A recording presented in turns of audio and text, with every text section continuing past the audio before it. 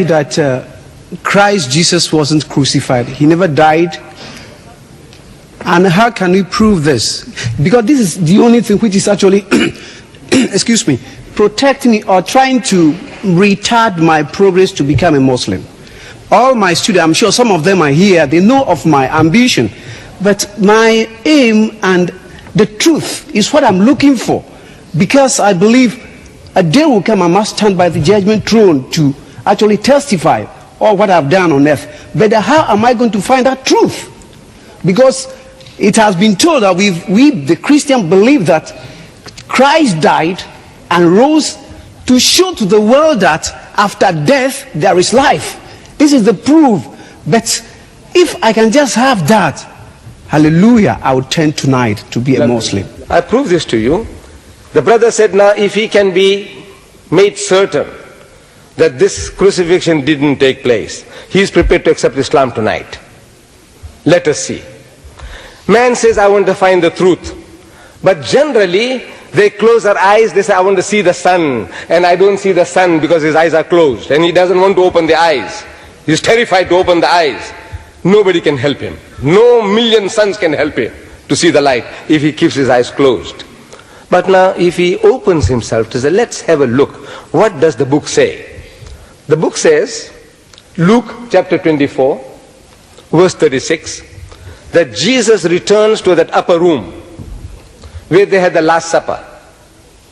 The Christian knows what I'm talking about. Before his alleged crucifixion, Jesus went to that upper room in Jerusalem, and with his disciples they had the Last Supper. So after his alleged crucifixion, Jesus returns after 3 days. And he goes into this room, and his disciples are there, 10 of them are there. And he wishes them in Hebrew, Shalom Aleichem, same as Salam Alaikum in Arabic. When he said, peace be unto you, Salam Alaikum, his disciples were terrified. So I'm asking my Christian brothers, why were they terrified? They were affrighted because they thought he was a spirit. Am I quoting correctly your scripture? Yeah. Yes.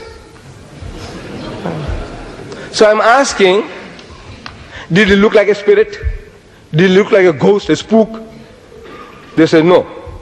Then I said, why should they think the man is a spirit when he didn't look like one? Christian gets puzzled.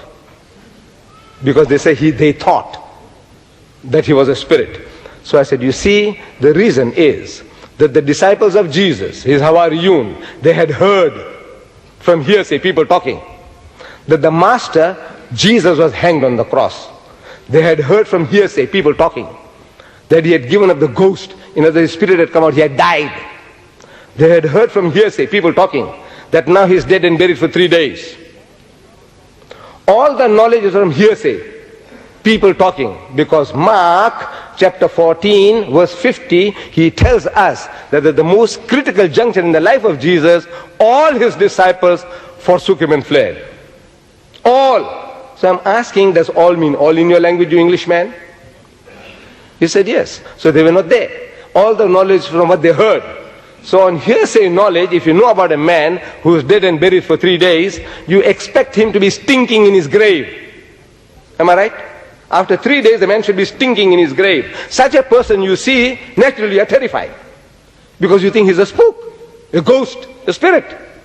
So Jesus wants to assure them that he's not what they are thinking. They are thinking he has come back from the dead, resurrected. So he says, Unzuru ila yadayya wa rijlayya. Says, behold my hands and my feet. Inni ana huwa. I am the same fellow man. What's wrong with you fools? Can't you see? Inni, most certainly I, ana huwa. Husuni wanzuru. Say, handle me and see. فَإِنَّ الرُّوحَ لَيْسَ لَهُ لَمٌ وَإِزَامٌ. For a spirit has no flesh and bones, as you see me have. And they felt him. And they believed not for joy. Means they were overjoyed. And wondered, what happened, man? We thought the man was dead and buried. So he says, to assure them further, that this is not what they're thinking, he says, أَإِنْدَكُمْ هَاهُنَا طَعَامٌ. Have you got here anything to eat? فَنَاوَلُوهُ جُزْءًا مِّن سَمَكٍ وَشَيْئًا مِّن شَهَدِ عَسَلٍ فَأَخَذَا وَأَكَلَ قُدَّامَهُم. And they gave him a piece of broiled fish and a honeycomb, and he took it and he ate in the very sight to prove what? There is a ghost, he's a spook, he's a spirit. What is he proving?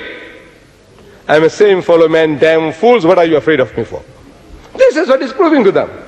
He's telling them that he's not what you are thinking. And yet you say, no, he is. He said he's not a spirit, you say he is. Amazing, amazing sense of logic reasoning. The man is telling you, I'm not, you say he is. Jesus says, I'm not God, I'm a servant of God, you say, no, he's God.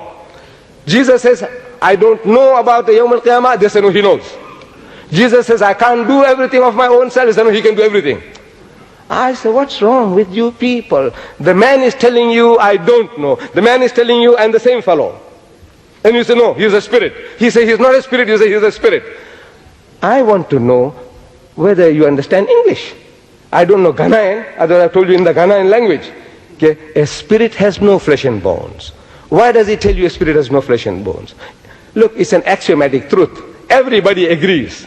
Whether Hindu, Jew, atheist, agnostic, spirit has no flesh and bones. So why must he tell you that? Because you are thinking that he is. He said he is not that. And he's eating broiled fish and honeycomb. Do resurrected bodies eat broiled fish and honeycomb? Do they? That when we wake up, Yawm al-Qiyamah, everybody eating broiled fish and honeycomb? Is that what it is? So what is this? The man is telling you he is not, and you say, no, he is. I said, this is this. The Quran discussed. Jesus said, seeing they see not, hearing they hear not, neither do they understand. The Quran confirms that. It's a summum bukmun umyun fahum la yarji'un. Deaf, dumb and blind, they will not return to the path. If you want to see, the signs are there. This booklet is here. I don't know whether you got this, crucifixion or crucifixion. Have you got this? Yes. Now, look man, the whole thing. There isn't a Christian born. Look, brother, listen. I'm offering your mighty Christian giants in America meeting in the Madison Square Garden at my expense.